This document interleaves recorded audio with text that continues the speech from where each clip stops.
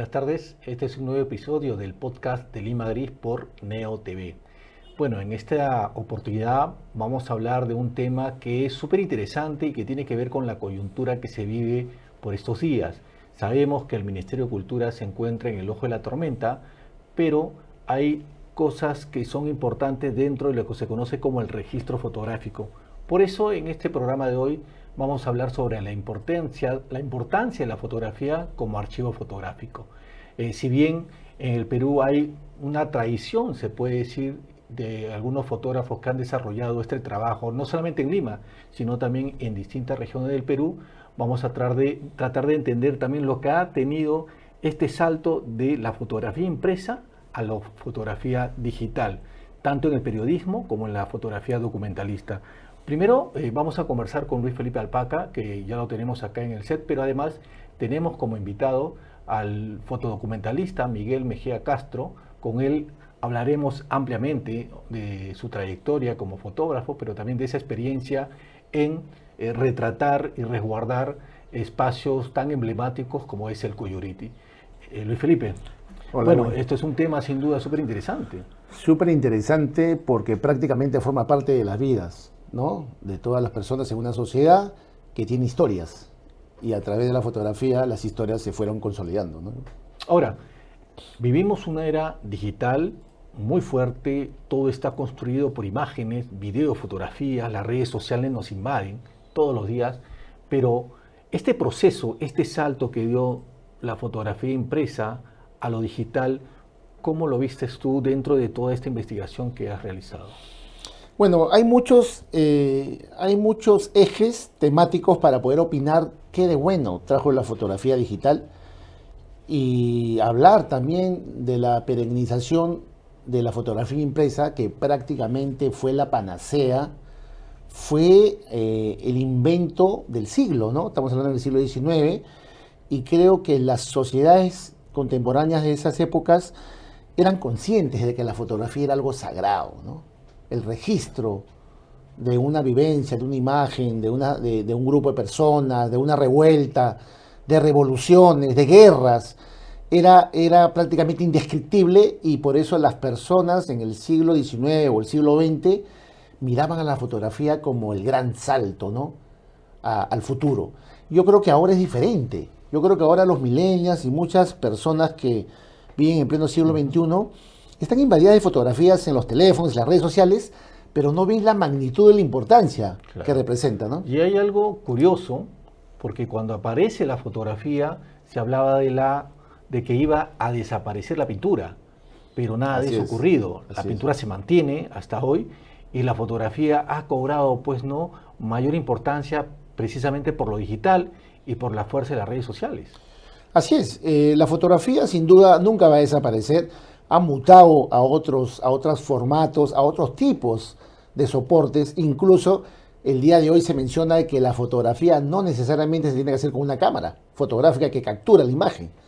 Eso es muy discutible, pero ahora vemos en el ámbito artístico, por ejemplo, de que crean fotografías con escáneres, con otro tipo de instrumentos tecnológicos, y donde implementan el denominado concepto, ¿no? O sea, es decir, ahora en esta época posmoderna la fotografía ha dado un salto que no tiene nada que ver con la fotografía ortodoxa, tradicional, impresa, donde el fotógrafo tenía que perennizar el momento en pocos segundos y ejercía una fotografía al mismo tiempo artística. Claro, y hay algo importante también, ¿no? Antes que apareciera la fotografía, la imagen siempre ha sido protagonista de las historias. Es por eso que vemos algunas publicaciones, por ejemplo, como la Biblia, que eran pues acompañadas de dibujo, ¿no? Los dibujos, por ejemplo, de Doré, ¿no? Este artista francés. Entonces, hay sin duda un gran camino que ha recorrido la imagen y también una evolución. Estamos hablando de dibujo, pintura, fotografía y después viene el cine. Exacto. La imagen en movimiento, ¿no? El audiovisual, ¿no? Tiene que ver con lo visual, pero hablando un poco en enfoque periodístico, vamos a hablar de la gran importancia que significó las imágenes fotográficas para acompañar las notas periodísticas, ¿no? En el siglo XIX, en el siglo XX, surgieron estos primeros pioneros que fundaron la agencia Magnum, ¿no? Robert Capa, Henri Bresson, y que nos dieron, al mundo entero nos dieron imágenes inmortales hasta el día de hoy, ¿no?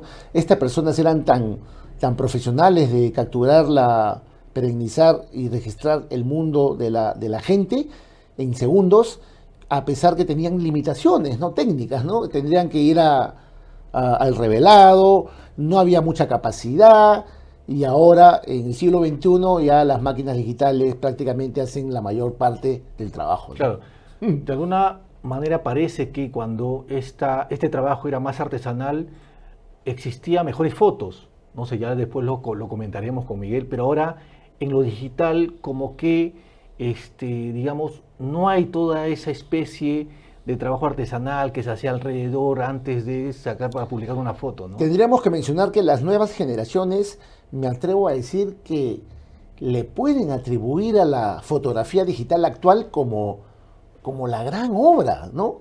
Cuando en realidad las fotografías impresas realizadas con cámaras de otras épocas, donde manejaban la velocidad, la obturación, la luz, de manera artesanal, pero salían fotos realmente artísticas. Y eso ha desaparecido. Ahora los programas de edición prácticamente ayudan al fotógrafo. No estoy diciendo que eso sea malo, pero ahorita también estamos en una discusión de lo ético, ¿no? La manipulación, por ejemplo, de las imágenes. Pero las fotografías, ¿no?, siempre se han manipulado, sea en el laboratorio o sea mediante un programa, un software, ¿eh? Pero ahora en mayor medida, pues ahora es más indiscriminado y es más fácil. Claro. ¿No? Pero hay protocolos ya de algunas agencias que están cuidando. Bueno, y en lo periodístico, digamos, creo yo, tengo la sensación de que en lo periodístico la fotografía en los laboratorios tenía más fuerza que ahora en lo que se publica digitalmente. Yo creo que sí, Bueno, es una sensación, ¿no? Me atrevo a mencionar que ahora en plena inteligencia artificial, en plena era de la inteligencia artificial, vemos que están circulando fotografías con momentos insólitos. Por ejemplo, vemos a una fiera como un gorila, un león, que lo asocian a una persona, pero claramente vemos que son imágenes burdas. O sea, no le ganan todavía a la fotografía artística del fotoreportero que realmente está en un lugar donde queman las papas, ¿no? Y donde sale una fotografía honesta, limpia, con una narrativa única, ¿no? Eso es realmente apoteósico. Por el otro lado, también lo que me interesa bastante es el registro, ¿no? El archivo histórico que ya convierte imágenes, estas instantáneas, ¿no? Por ejemplo, de Cusco. Chambi ha registrado el Cusco como ningún otro fotógrafo. Igual han existido fotógrafos que han registrado el Cuyuriti, como Miguel Mejía, ¿no? O la línea de Nazca, que nos han dejado, pues, ¿no?, imágenes que no se van a volver a repetir por muchas razones. Una de ellas es el calentamiento, ¿no?, la destrucción misma del patrimonio y esas cosas. Pero yo creo que hay que repensar un poco eso, en esta importancia de la imagen, y que no se le está prestando la atención debida.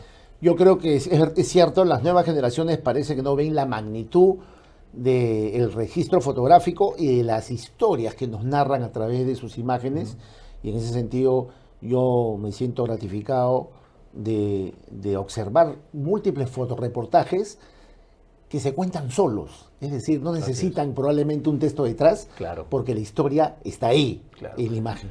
Ahora, Luis Felipe, vamos a ver este informe que has preparado sobre la importancia de la fotografía como archivo histórico. ¿Ya lo tenemos? Adelante. Hoy en Lima Gris, de lo impreso a lo digital. La fotografía como documento histórico. La fotografía periodística impresa comenzó en el siglo XIX con imágenes en blanco y negro reproducidas en diarios y revistas. Se usaban cámaras analógicas y las fotos debían revelarse en cuartos oscuros con productos químicos. Es decir, el proceso era artesanal y lento, pero al mismo tiempo técnico. La selección y edición se hacían manualmente y había un retraso entre la captura y la publicación. Y su impacto visual también era limitado, porque las imágenes eran pequeñas, en baja resolución y muchas veces no transmitían el impacto completo de los hechos. Asimismo, la circulación estaba restringida a la tirada física del periódico. Sin embargo, la fotografía impresa en el siglo XX traía consigo algunas ventajas. como la credibilidad y autenticidad. Las fotos impresas se percibían como pruebas visuales confiables y difíciles de manipular. Tenían un valor documental porque servían como registros históricos y testimonios visuales perdurables. También mantenían un impacto visual en una época con pocos medios visuales. Una buena fotografía en un periódico o revista tenía un gran poder narrativo. Asimismo, mantenían una calidad artística, con imágenes que eran cuidadosamente compuestas y reveladas, con alto valor estético. Y finalmente, conservaban un archivo físico, porque las fotografías impresas podían conservarse como archivo tangible para bibliotecas, museos y colecciones.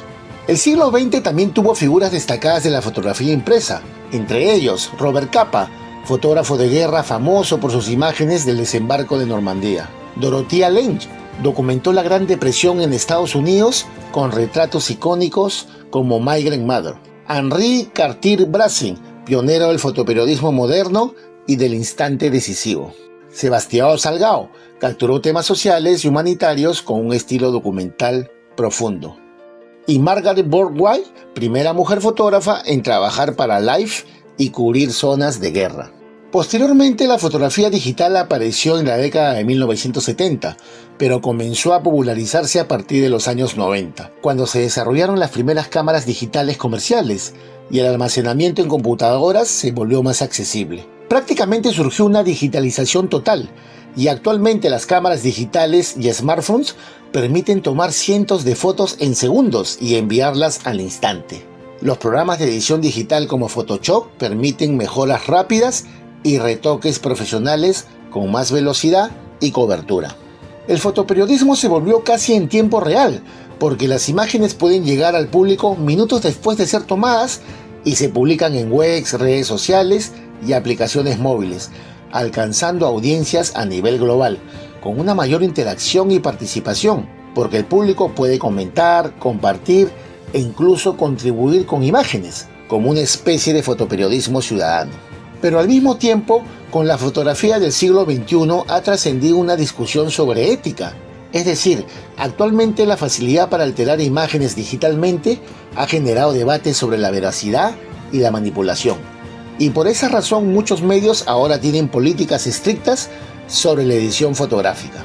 Finalmente, la fotografía, tanto impresa como digital, es fundamental e imprescindible en el periodismo, porque comunica visualmente la realidad, genera impacto emocional, documenta hechos históricos y ayuda a informar con rapidez y credibilidad, adaptándose a los cambios tecnológicos y a las nuevas formas de consumo de información.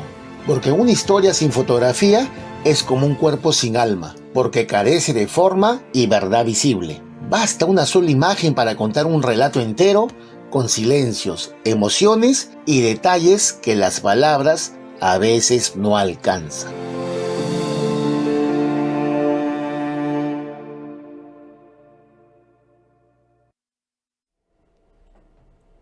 Bueno, ahora regresamos después de ver el informe sobre fotografía, un informe que sin duda nos deja varias preguntas, y para eso ya tenemos acá al Miguel Mejía Castro. Él es fotógrafo documentalista, y espero, Miguel, que con tu conocimiento y con toda esta experiencia que tiene la fotografía podamos dar algunas respuestas al público, ¿no?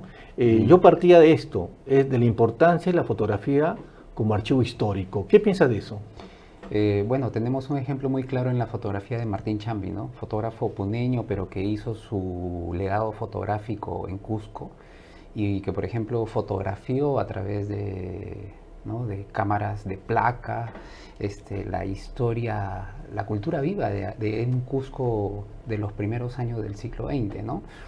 Entonces, ahora vemos esas fotos con añoranza, ¿no? Como que teníamos esto y ya no lo tenemos, ¿no? Y con ternura también, creo yo. Ternura, añoranza, digamos, pero que la pérdida de ese Cusco ha sido una pérdida que ha sido muy lenta por un terremoto que hubo y por la cultura viva que también va cambiando y desapareciendo, ¿no? Pero digamos que es parte natural de la evolución de una sociedad también, que a veces nos apena perder ese tipo de tanto de paisajes como de personajes, ¿no? Claro. Que ya no existen, que ya desaparecieron.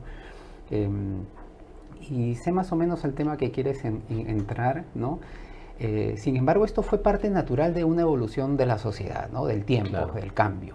Sin embargo, ahora estamos entrando en un cambio que es ocasionado a la fuerza, sin criterio y que son, digamos, voluntades personales y políticas, ¿no? Sí. Eso es otro tema, ¿no? Que lo vamos a hablar. Pero Exactamente. permíteme, para que la gente conozca un poco de tu trabajo y también los logros internacionales que has tenido. Si bien tú te iniciaste en el periodismo, ¿no? Exacto. Pero también has participado en muchos concursos de fotografía.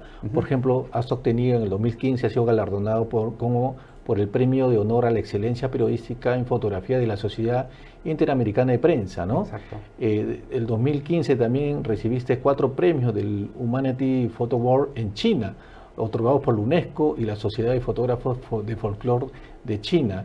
Ese mismo año ganaste el primer puesto del concurso iberoamericano de fotoperiodismo, el POI Latam. Es un premio Sí. súper reconocido, ¿no? En la categoría Noticias, con una imagen publicada en el diario La República sobre las fosas comunes en Chungui. Así es. También, el 2016, fuiste finalista en el 19 Premio Internacional de Fotografía Humanitaria Luis Baltueña, otorgado por Médicos del Mundo en España, y en el 2017 obtuviste 2 premios en el Humanity Photo Awards en China, otorgados por la UNESCO y la Sociedad de Fotógrafos de Folclore de China. Viajaste, recuerdo, si no me equivoco, ¿no? Sí. Viajaste a China a recibir el premio. Sí, en el 2015, cuando recibí 4 premios por 3 trabajos distintos, diferentes, sí viajé, me invitaron y hubo una premiación muy bonita, ¿no?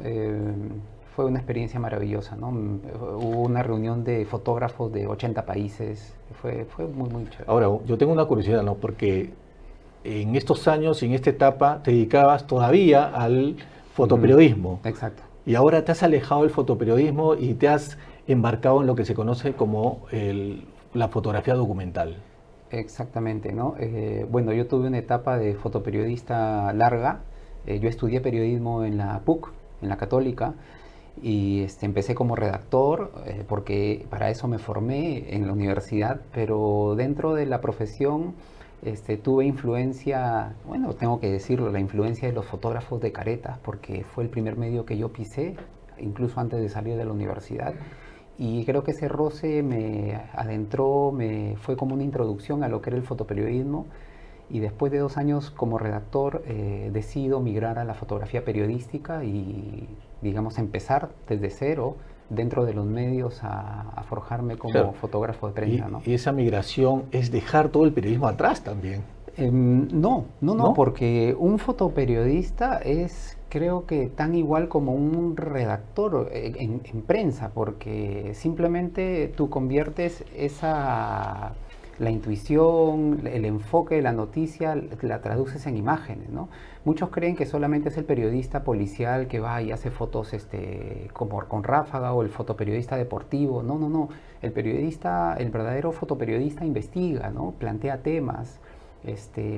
Impulsa sus propios temas. Cuando digo propios, son los temas que él busca y que de alguna manera te motivan como profesional y de manera personal, y que tú dentro de la redacción los planteas, ¿no? Claro. Quiero trabajar este tema, me Claro. gusta.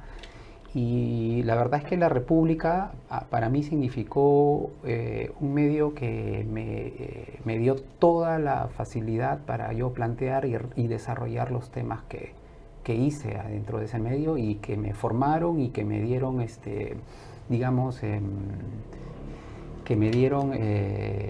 campo para yo desarrollarme como fotoperiodista, ¿no? Miguel, ¿qué tiene que tener una buena fotografía en lo que tiene que ver con el periodismo político? Porque Político, ya. Uh-huh. te lo digo porque hay una coyuntura bastante interesante, ¿no? Pero veo que cada vez la fotografía en el tema político como que no sorprende. Pero antes había como, digamos, Sí, una dinámica no, distinta, ¿no? Exacto. Bueno, te voy a confesar de que he trabajado, mejor mencionar a los colegas, Claro. con grandes fotógrafos políticos, y puedo mencionar como Oscar Medrano, Virgilio Grajeda, Che Vargas, ¿no? fotógrafos que prefiero remitirme a esos ejemplos porque son verdaderos fotógrafos políticos, ¿no? Una fotografía, analizando un poco sus imágenes y su carrera, una fotografía política, muchos, por ejemplo, te pongo la idea, ¿no? Van al Congreso y solamente toman aquello donde alguien toma la palabra, ¿no? Donde digamos hay algún debate, alguien se pronuncia, pero estos fotógrafos, y digo estos con entre comillas y con orgullo de haberlos conocido, ellos cuando ingresan a un ambiente, a un escenario, ellos están atentos al 100%, ¿no? O sea, están mirando qué movimiento, qué conversación hay en el lugar, mientras otros, ¿no? Están conversando entre ellos, haciendo camaradería, descansando, vida social, yéndose a tomar un café. Claro. Los verdaderos fotógrafos políticos, cuando entran al escenario donde están los personajes y donde se está debatiendo algún asunto, Sí. Tienen la mira bien puesta y están con el olfato encendido para hacer el clic y justamente darnos ese placer de la foto política, esa foto sorprendente, esa foto que no es percibida por cualquiera a simple vista y que nos sorprende, ¿no? Sí. Entonces, Y qué bueno es reconocer no solamente a colegas, sino a medios como Caretas, que en su momento fue una ¿no? escuela Exacto. del periodismo gráfico, ¿no?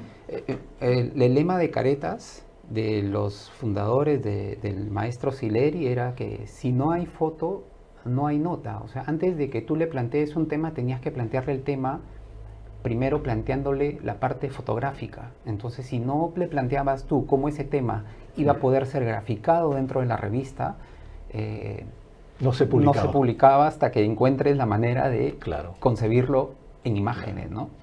Ahora, otro tema que me interesa y quiero compartir porque tiene que ver con un espacio cultural, ¿no? Que es patrimonio también, estoy hablando del Cuyuripe, y tú eres una persona que se ha adentrado a Cusco, ¿no? Al Cuyuripe, y has publicado pues incluso un libro, ¿no? Y cuéntanos ya, ¿cuántos años vienes cubriendo el Cuyuripe? Sí, el libro tiene una abarca la concepción de 9 años de fotografía de campo y 1 año de edición. Muchos se pueden sorprender 9 años, ¿no? Pero digamos que el Coyurriti, la celebración dura aproximadamente entre 1 semana y 10 días. Entonces, cada año, entre 1 semana y 10 días, durante 9 años, yo fui a cubrir esta festividad. Y justamente muchas veces nosotros damos el rostro y somos los ejecutores, ¿no? Pero quiero decirte, Edwin, que nada de esto hubiese podido ser publicado sin la colaboración de la Nación Paucartambo, de los Sucucus de la Nación Paucartambo, ¿no? Ellos me adoptaron como un miembro más, ellos me han acogido como un danzante Ucucu dentro de la nación, y como danzante he cumplido ciertos requisitos y también pues siempre he llevado mi cámara para registrar justamente con esta idea de perennizar algo que está cambiando tanto por una cuestión geológica, climática, y también por el avance de la minería que está atentando ya el área protegida donde se desarrolla el Coyurriti, ¿no? Entonces, mi visión es perennizar algo que va a terminar en algún momento y va a cambiar. Y esta idea no es solamente mía, sino que, por ejemplo, Edward Curtis, un fotógrafo norteamericano, desarrolló un trabajo excepcional, registró las tribus norteamericanas durante 30 años en un archivo fotográfico magnífico, 3 décadas. Estos archivos están resguardados en la Universidad de Wyoming, si no recuerdo bien, y es un trabajo increíble donde retrata a los nativos y su cultura antes de que sean exterminados por los colonos. Claro. Y eso, cuando yo vi ese trabajo, de alguna manera me movió internamente, y de alguna manera, además del trabajo de Martín Chambi, peruano, puneño, radicado en Cusco, esos 2 trabajos en mi época universitaria me movieron tanto que me impulsaron a desarrollar este tipo de temas que busca justamente hacer memoria, ¿no? Hacer un cofre de memorias, claro, que son estos libros y digo estos porque ya hablaremos seguramente del otro, Sí. que son estos libros que perennizan algo que va a cambiar, que con el tiempo podría desaparecer y que está desapareciendo a través del cambio, bueno, por el cambio climático actualmente. Es por la también, mano del ¿no? hombre, ¿no? Y También. por la mano del hombre. Y sobre por- eso te quería preguntar, es decir, tú iniciaste ya hace casi una década a registrar, ha Ujú. pasado 10 años casi, ¿qué ha cambiado en esta montaña sagrada? Principalmente, y lo digo así, yo empecé el Coyurriti como un reportaje cuando yo era fotoperiodista en La República, eh, y, y solamente cuando uno plantea un tema, lo plantea pensando en la publicación de ese gran reportaje que puede ser publicado en las páginas del periódico, ¿no? En ese tiempo yo no me fijé mucho sobre el cambio climático, por ejemplo, ¿no? Claro. En esta primera visita uno va y quiere, o mi intención era retratar la festividad, el color, la fuerza, la fe, ¿no? El peregrinar de miles de peruanos que van a este lugar. Pero a través del tiempo, y ya después de 3 años, me di cuenta, porque fue muy rápido, o sea, me di cuenta que algunas áreas del santuario que estaban cubiertas de nieve en aquel 2012, ya estaban derritiéndose. Y a través del tiempo, y hago un salto en el tiempo, en el 2016, aquel nevado al que subíamos había desaparecido casi por completo. Nosotros los sucucus normalmente hasta el 2016 subíamos a una extensa pampa de nieve sobre los 5.000 metros de altitud. Sí. Era una pampa de nieve tan extensa como un campo de fútbol. Imagínate, un campo de fútbol sobre los 5.000 metros. Eso ya no existe. Wow.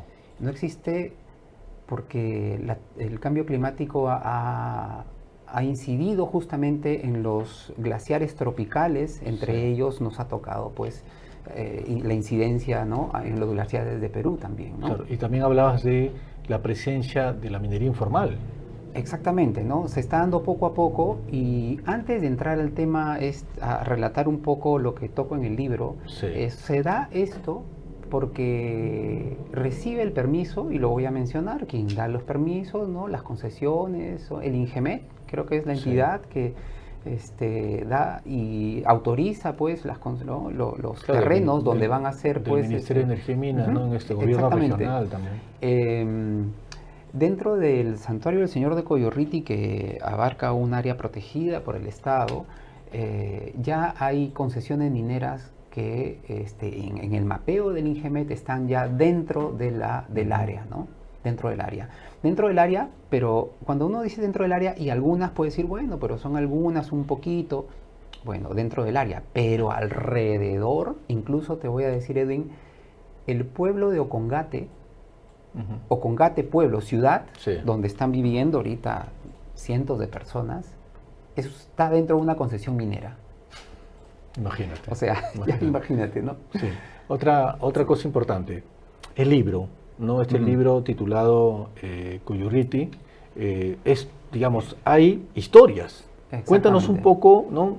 De manera resumida, obviamente. Sí, bueno, como libro tiene capítulos, ¿no? Claro. Tiene capítulos. Primero es el viaje, y dentro del viaje hago un despliegue fotográfico donde los sucucus de Paucartambo se alistan dentro del pueblo y en el camino para llegar a lo que es Maguayani, que es la parte baja donde se empieza a caminar, ¿no?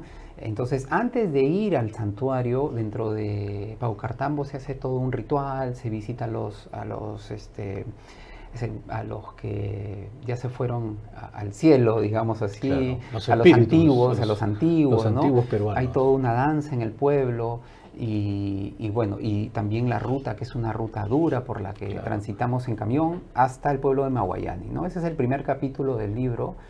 Y el segundo capítulo es ya el santuario, ¿no? El santuario, cuando ya nos adentramos al santuario del Señor de Coyurriti, esa caminata extensa. Hay una caminata que es más o menos tiene 8 o 9 kilómetros hasta llegar a lo que es el santuario del Sinacara, la parte baja del Nevado.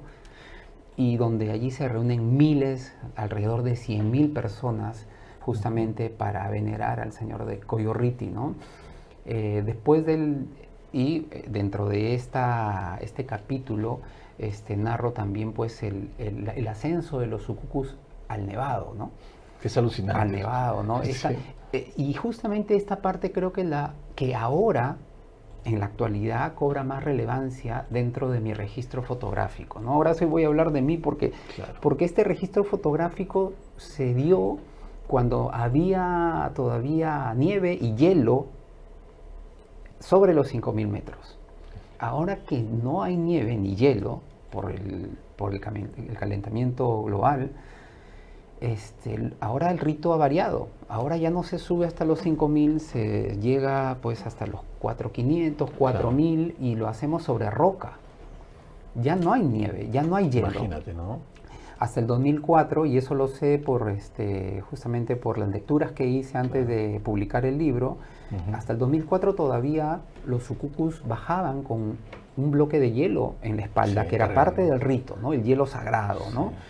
El hielo sagrado que pues ellos extraían del nevado, el apu. El nevado es un dios dentro de la cultura andina. Entonces, ese hielo sagrado era llevado a las comunidades para bendecir las tierras, para curar a los enfermos, para, digamos, que haya prosperidad en estos lugares. Ese hielo ya no se puede sacar. Ya no. Y para el público de repente que no conoce, es todo un sincretismo religioso bastante fuerte, ¿no? Un tema cultural muy rico también, ¿no? Sí, por ejemplo, me han criticado mucho porque como está la cruz presente en mi libro, algunos andinistas, no sé cómo decirlo, dicen que puristas, ¿no? Que ese rito del Coyurriti no es así.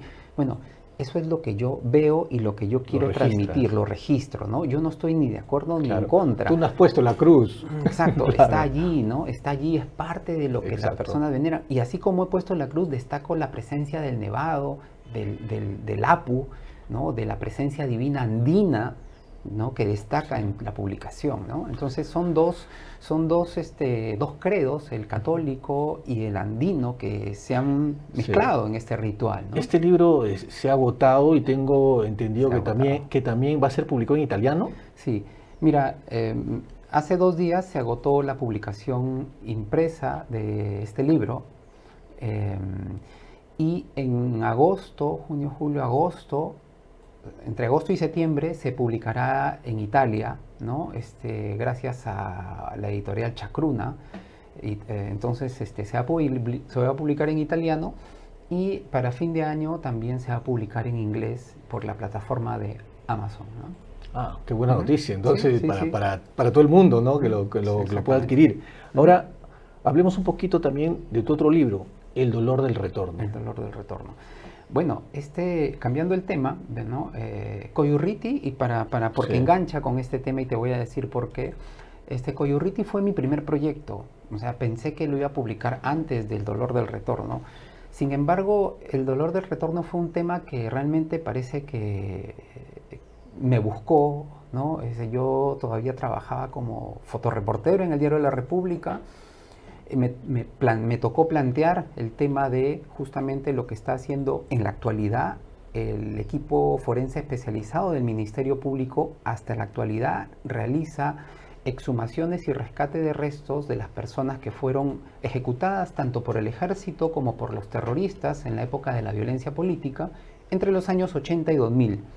Esos restos, digamos, escondidos en fosas comunes, el equipo forense lo que hace es hacer todo un mapeo de estas fosas a través de testimonios, ¿no? de las personas que aún sobrevivieron, y rescatan los restos óseos y los identifican a través de laboratorios, ADN, identificación de prendas. Es toda una labor increíble lo que ellos hacen, y vuelven, digamos, los identifican y les entregan estos restos a sus familiares, ¿no? Para que tengan una digna sepultura y para que los familiares encuentren paz en sepultar a aquellos caídos en esta época violenta, ¿no? En ese contexto es donde yo investigo un poquito cuando el equipo forense va a realizar en el año 2017, 2013, fue el primer, digamos, la primera el primer experiencia, trabajo, el primer ¿no? trabajo, Las ¿no? excavaciones. Claro, ¿no? porque a veces dicen, ¿cuánto tiempo llevas haciendo esto? ¿No? Sus 3 años, 4 años. Oye, Curtis, el fotógrafo 30 norteamericano, fue 30 años. Entonces, o sea, los que no conocen un poco el tema Claro. se sorprenden, ¿no? Entonces, por ejemplo, este libro me tomó 3 años. Claro. 2013, 2014, 2010, el 2015 no tuve la oportunidad de hacer porque tenía el cargo de editor en la República y no podía viajar, pero en el 2016 regresé y terminé el tema, ¿no?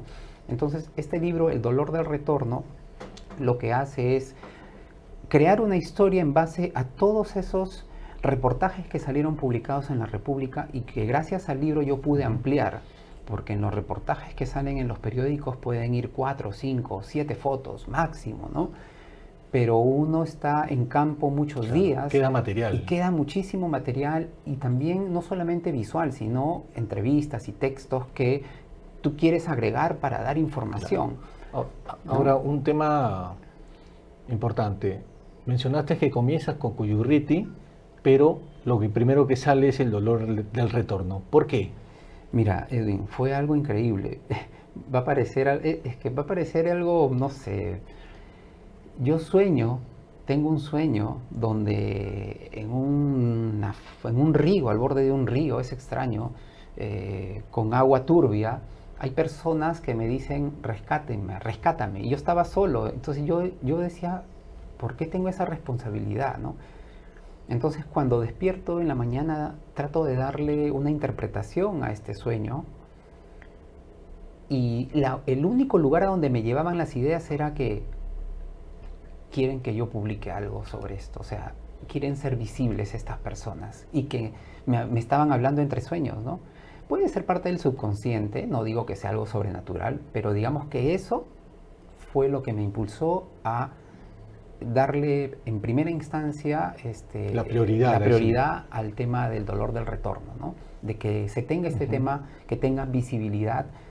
Y también debo agradecer que GIZ, que es la cooperación alemana, apoyó para la impresión de este material, ¿no? De este libro, ¿no? Entonces, Miguel, otra cosa, si bien has publicado ya 2 libros, se vienen más libros, pero también estás envuelto en otros proyectos. Cuéntanos un poco de este proyecto y la culminación del documental, ¿no? Que tiene que ver con los ucumaris. Sí. Porque creo también, que es un... disculpa, también tenemos el tráiler. Primero un comentario y luego vemos el tráiler. Sí. Yo debo mucho de mi experiencia grata, como te dije, a la nación de los sucucus de Paucartambo, ¿no?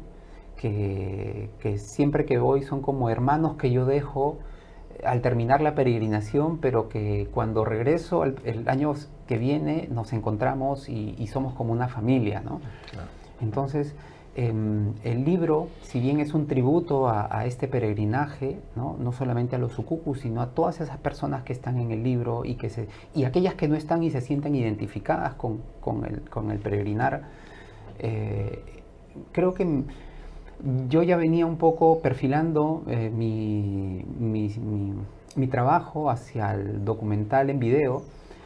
Y así que decidí el año pasado, en vez de hacer fotografías, hacer un registro videográfico. Y así que, pero el año pasado se configuraron muchas cosas, porque una semana antes que yo viajara, y digamos que mi equipo de producción era solamente yo y mi cámara, me contactó un documentalista en video, me llamó desde Francia y me dijo que venía a Perú y que lo ayudara un poquito a contactar al jefe de los... había visto mi libro y estaba interesado en hacer el Coyurriti. Okay. Así que yo le dije, claro, ven. Y él venía a hacer un documental no solamente sobre los sucucus, sino sobre el cambio climático. Entonces era una parte importante. Claro. Se presenta él y yo le comenté que yo iba a ir a filmar justamente este año. Era mucha coincidencia, ¿no? Tener a alguien que hace video y yo que estaba haciendo también por primera vez video de Coyurriti. Y digo, bueno, Y tuvimos mucho tema de conversación porque como llevábamos equipos, viajar en avión no era conveniente porque las tarifas son súper elevadas, así que los dos viajamos en el bus, entonces tuvimos mucho tiempo para charlar sobre el tema. Y llegando a Cusco, contacto a un amigo y yo no soy de hablar mucho de los proyectos que todavía no culmino, pero le dije, mira, voy a hacer este tema. Y me dijo, hagámoslo. Es un amigo de una productora en Cusco y me dijo, vamos, nos juntamos. O sea, yo se lo comenté, porque él andaba en otros proyectos, pero le interesó. Así que hemos hecho como una alianza con la productora Causai, el amigo Martín Fossati, que es un argentino que radica y trabaja para la televisión francesa, y quien te habla, hemos hecho una alianza para hacer la producción de este documental en video que lo van a ver. Hay que verlo, hay que verlo. Ya tenemos, señor director, ¿sí? Vamos a ver entonces el tráiler, ¿no? Tráiler de lo que será el documental, ¿no? Adelante. En lo alto del mundo, donde la tierra toca el cielo,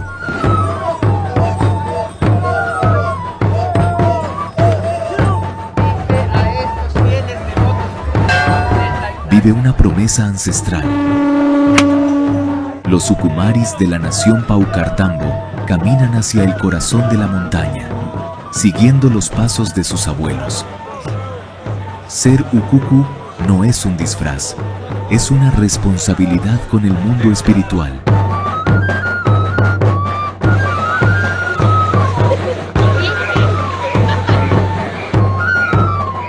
Ellos protegen, ellos guían, ellos cumplen. Pero el glaciar se retira y el tiempo de los espíritus se agota. Si la montaña muere, ¿quién escuchará nuestras promesas?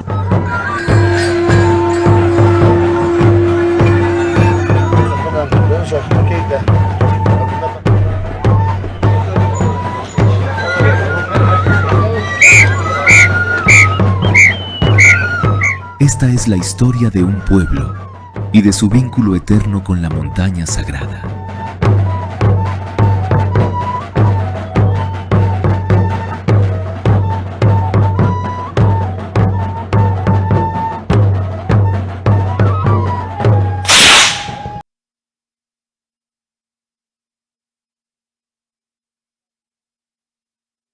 Hay lindas imágenes, hay toda una historia ahí.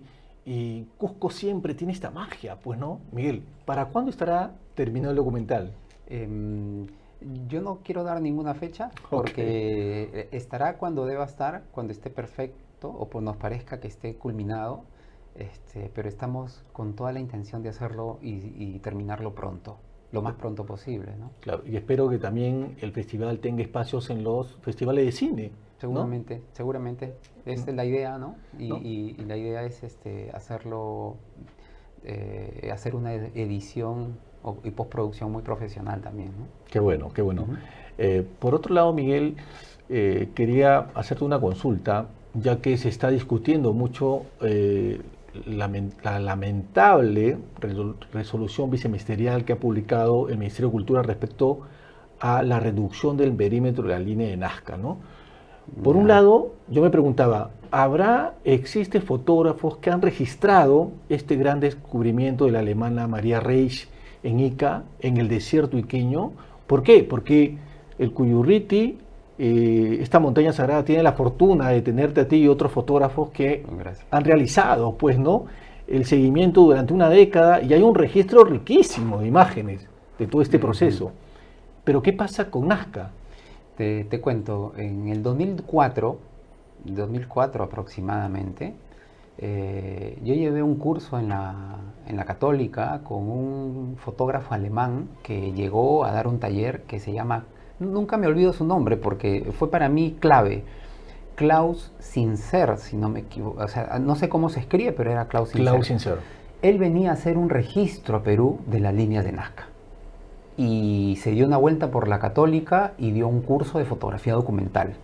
Entonces, de algún peruano que haya hecho un registro exhaustivo, no lo sé. Hay, sí, creo que fotógrafos como Sí. Walter Wood que han hecho algunas tomas, pero digamos un registro completo, un libro completo sobre las líneas de Nazca, no lo tengo referenciado. Pero Klaus, digamos, él venía a hacer un buen registro para publicar en aquel entonces, ¿no? Ahora, esto te digo, mira, hay un evento que le tocó a un amigo fotógrafo que hizo unas fotos de las líneas de Nazca, entró al perímetro sin autorización, es Rodrigo App, es un fotógrafo Claro. de la agencia AP, y el Ministerio de Cultura lo enjuició a la agencia AP. ¿Por qué entró, ¿no? ¿Por qué pisó donde no debía pisar? A pesar de que no dañó nada, pero... Claro, porque esto es una zona intangible. Exactamente, tú no puedes caminar por cualquier lugar, ¿no? Entonces me sorprende que solamente por enterarse que alguien entró a la línea de Nazca, le entablaron un proceso legal. Ahora llega alguien desde su escritorio sin conocimiento ni preparación, ¿no? ¿Quién firmó esa resolución? ¿Está capacitado? ¿Es arqueólogo? Es antropólogo? arqueóloga, lamentablemente, y ¿no? el Colegio de Arqueólogos del Perú también se está pronunciando contra la señora Moira Claro, Novoa Silva. puede ser arqueóloga, pero tiene estudios sobre la línea de Nazca, o sea, es una experta en el tema para determinar eso, porque puede ser arqueólogo, pero puede ser arqueólogo ¿dónde? Claro. En el norte, en el sur, o sea, especializado en qué, ¿no? Entonces yo no creo que esto es completamente un atentado contra el patrimonio, que no solamente pues debe ser, Edwin, y eso es lo que creo muchos no entienden. Ahorita es cuestionado, pero estas personas deberían ser procesadas por gobierno, ¿no? O sea, todos estos casos deberían ser, creo que, puestos en un archivo, porque ahora pues tienen la protección política del poder, ¿no? Pero eso que está haciendo es un atentado contra el patrimonio, debe estar tipificado dentro de nuestro código penal como algún delito también. Así que espero que estas personas sean enjuiciadas, ¿no? Y que se haga justicia, porque lo que están haciendo es ayudar a que los traficantes de tierra, los mineros informales, ¿no? Ingresen a esta zona, ¿no? Sí. Y destruyan el patrimonio, ¿no? Y justamente eso, acá se repite algo que lo que comentabas en el caso de la montaña sagrada en el Cusco, ¿no? La minería informal presente siempre donde está este riquísimo patrimonio cultural, ¿no? Sí, ¿no? Bueno. Y hay otra cosa que quiero mencionar, ¿no? Según fuentes y según la información que nos va llegando, esto en realidad, el recorte del perímetro de las líneas de Nazca, habría sido una negociación política. ¿Por qué? Porque casualmente, antes que se conozca todo este tema, en el mes de febrero de este año, el alcalde de Nazca solicita a la Superintendencia de Bienes del Estado, ¿no?, que le den de manera gratuita 600.000 metros cuadrados de la línea Nazca. Supuestamente había un plan, ¿no?, un proyecto para residuos. Le rechazaron, obviamente, era una locura. Pero después de 3 meses, el Ministerio de Cultura, ¿qué hace? Reduce el perímetro y esto termina beneficiando, primero, a los mineros informales. Segundo, a los traficantes de terreno, como bien mencionas. Entonces, esto casual no parece. No, yo creo que nadie es casual en este gobierno, ¿no? O sea, no... Edwin, de la fotografía saltamos a la política, pero es inevitable pronunciarse y contestar y darle pie a algunos de tus análisis, ¿no? Estamos viviendo un estado secuestrado por una mafia, es eso, o sea, es simple, no hay que sorprenderse por eso, es una mafia dentro del Congreso, ¿no? Es una mafia que gobierna y ya sabemos quién maneja todo eso, ¿no? La señora K, es la verdad. O sea, no sorprende, ¿no? Indigna mucho, pero no sorprende. ¿Crees que es momento, tal vez, sobre todo los interesados de la línea de Nazca, arqueólogos, pero también fotógrafos, de repente de hacer una especie, pues, de recuperación de registro de todo esto? Porque ahora se dicen muchas cosas, ¿no? Que en el 2004 la zonificación no estaba bien hecha, que no existía eso, no.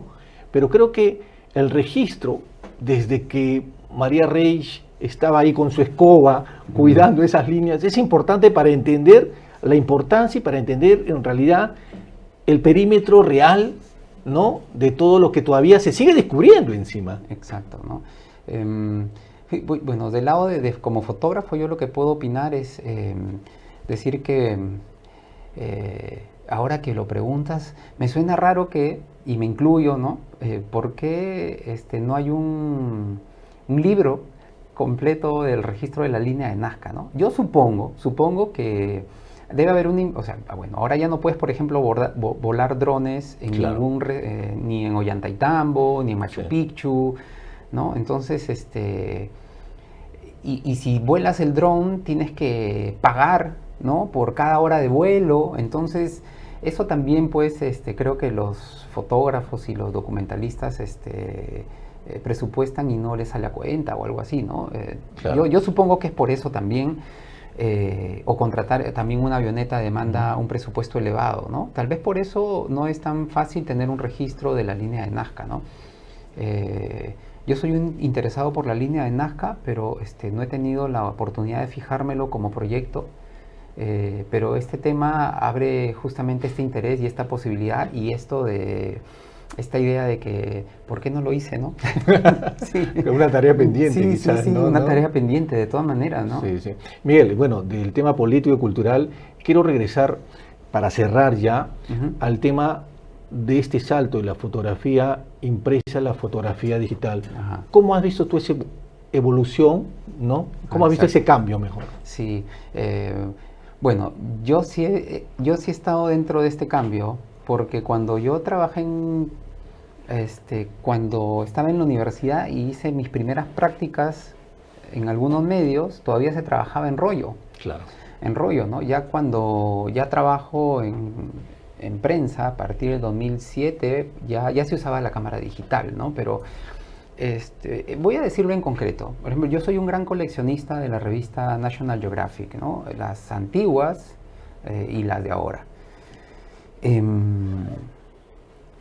Yo analizo mucho estas revistas porque como docente, ¿no?, trato de que mis alumnos encuentren en ejemplos que no necesariamente son míos, ¿no?, sino en ejemplos de grandes fotógrafos, cómo ellos articulan su lenguaje visual.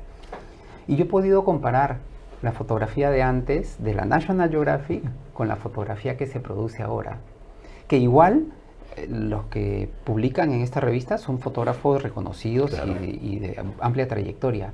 Pero yo me quedo con las fotografías de los 80s hasta 90s. Y yo he tratado de encontrarle también un porqué. ¿Por qué estas fotos son mejores compuestas? ¿Por qué estas fotos tienen un alma, un espíritu que estas fotos de los 2010 ya no tienen? ¿Por qué? Y yo creo que es por algo. Mira, Edwin, cuando tú fotografías en negativo, tú tienes contadas las fotos que vas a disparar. En tu cabeza sabes que tienes 4 rollos de 72 y multiplicas y sabes la cifra de fotos que tienes en tu carrete. Entonces, cada foto que tú disparas, en cada una, antes del disparo, tú haces un análisis de todos los elementos, sabes el ángulo, respiras, estás como que tu mente ha hecho un ejercicio de analizar todo eso que se encuentra frente a ti para después ser traducida en el clic. Ahora eso existe, yo no lo he visto tal vez en colegas de buen nivel, pero ahora los chicos van con la cámara en ráfaga, y si no van en ráfaga están así. Y eso, ¿sabes qué? Eso no haces un trabajo mental estricto para hacer un disparo. Claro. Y te digo porque yo cuando entré a lo digital también me parecía, como tenía mucha competencia, también comencé a disparar en ráfaga y yo decía, pero ¿por qué mis fotos, no sé, no las siento como antes, ¿no? ¿Dónde está la esencia? ¿Dónde está la esencia, no? Entonces después de 1000 fotos tenías que escoger 2 o 5 y me parecía todo tedioso, ¿no? Así que volví a lo de antes, ¿no?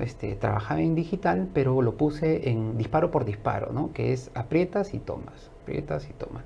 Entonces, para resumirte todo esto, Sí, es que Antes del disparo, el fotógrafo se tomaba un tiempo para analizar y con la práctica ese tiempo se redució obviamente y el cerebro funciona de una manera increíble por intuición. O sea, tú estás enfocando un primer plano, pero tu reojo, no te imaginas, ve un segundo, un tercer plano.